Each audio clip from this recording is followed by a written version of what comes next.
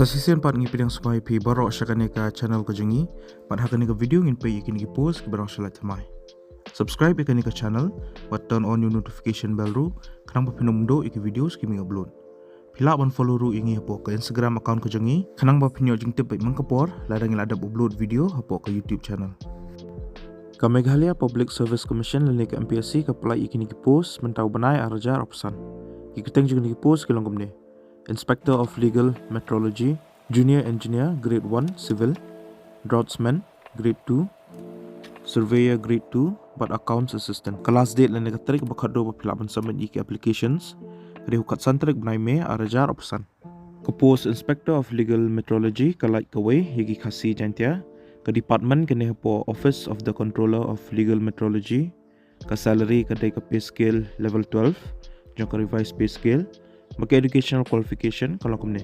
Peladi ben pendap ya ke BSc ha ke physics, lani peladi ben pendap ya ke BE lani BTech ha ke noka discipline. Pediru bandang ban keren ya ke local language but pediru bandan ke mat ke phar ke bakoi bakya.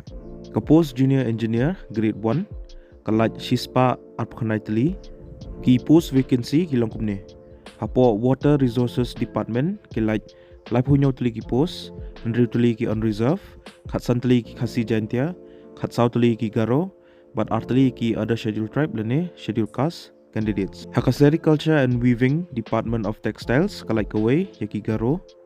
Haka Housing Department kalai Laitali. Kawai ki on reserve, kawai khasi jantia, but kawai ki Garo. Haka Community and Rural Development Department kalai Sampropratali, Kandai Tali ki on reserve, Arp Sautli ki khasi jantia, Arp Laitali ki Garo, but Artli ki other scheduled caste lene scheduled tribe candidates. Haka Animal Husbandry and Veterinary Department kalai kawai ki khasi jantia. Haka PHE Department kalai arpakanai tali. Sautuli ki on reserve category. Kar artali ki khasi jantia. Kawai tali ki garo. But artali ki scheduled caste candidates. Ka salary lani ka tulap kadai pay level 11. Yang ka revised pay scale. Educational qualification kalau kumne.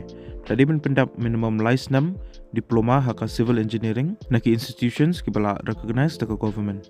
Ke post Draughtsman grade 2, but surveyor grade 2, kalai nyotali, kawai ki on reserve, laitali ki khasi jantia, but laitali ki garo.